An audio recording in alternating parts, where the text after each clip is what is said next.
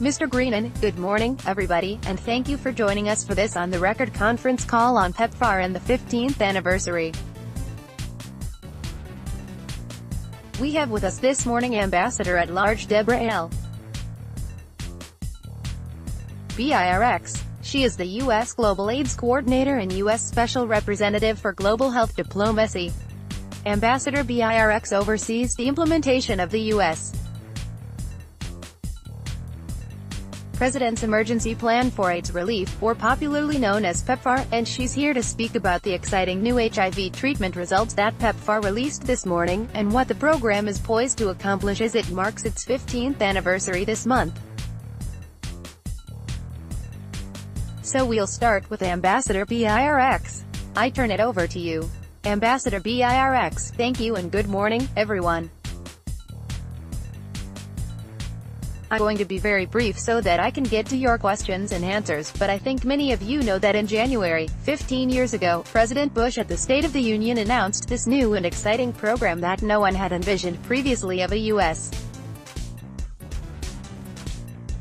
response to actually transform the lives of many throughout the globe.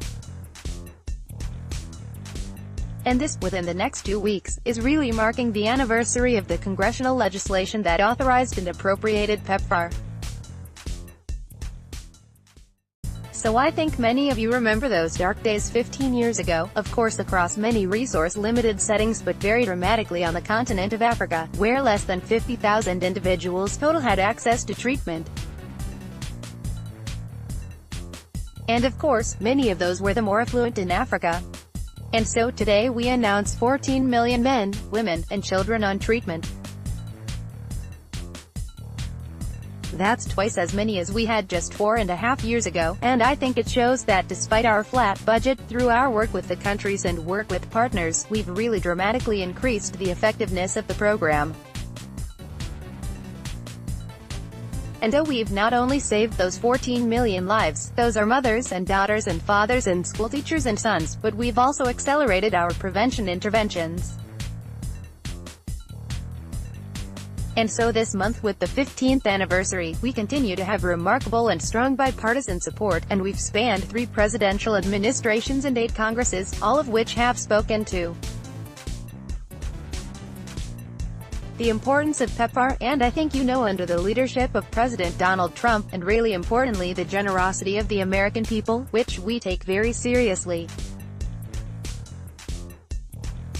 We know that these are hard-earned taxpayer dollars that we have to translate into an impactful program on the ground, and we've moved very much to looking at outcomes and impacts to ensure that every dollar is used effectively. So in addition to the 14 million lives saved that are on life-saving treatment, we also prevented infections of over 2.2 million babies, and I think you know that we care for over 6.4 million orphans and vulnerable children. And that's a critical program for us because we want the babies that are born HIV-free to thrive, and so we are also working very hard to prevent infections among young men and boys, and we've been utilizing voluntary medical male circumcision. We've done 15 million of those. That dramatically reduces the risk of young men to HIV infection. And I think you noticed in World AIDS Day that we announced that, in the majority of the districts in which we were conducting our DREAMS program, a program I am personally very excited about, really looking at supporting young women to ensure that they can thrive and be AIDS-free under the DREAMS program, standing for Determined, Resilient, Empowered, AIDS-free, Mentored, and Safe Young Women. We had a 25 to 40% decline in the new rates of infection in those young women in just 24 months.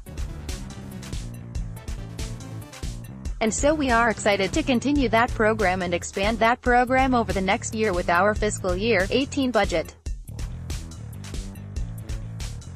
But we also know, and we've been in deep discussions with countries about how we actually bring this epidemic under control, and we are seeing amazing progress where we really believe that we can achieve our goal of a minimum of 10 countries really getting the epidemic under control in the next 3 years. This will be an important roadmap for the rest of the world to really encourage all of us that we can actually control a pandemic without a vaccine or a cure.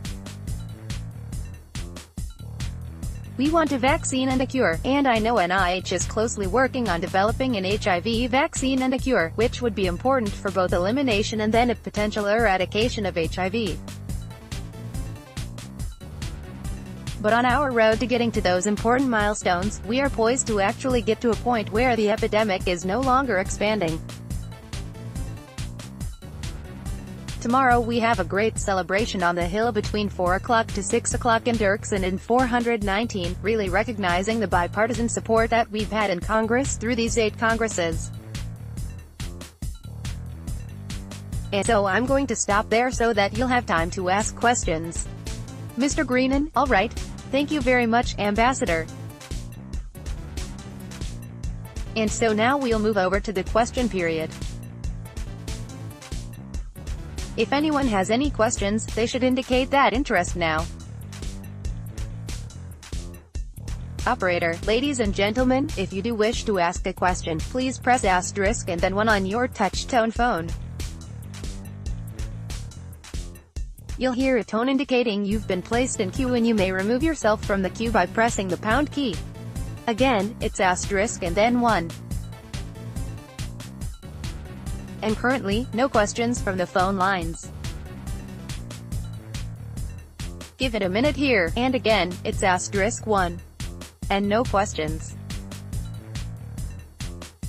Ambassador Birx, well, hopefully everyone will come to the Hill event tomorrow and we can really talk in person, because I think we really are at a very important time in the epidemic where we can actually create the success that we never thought was possible before.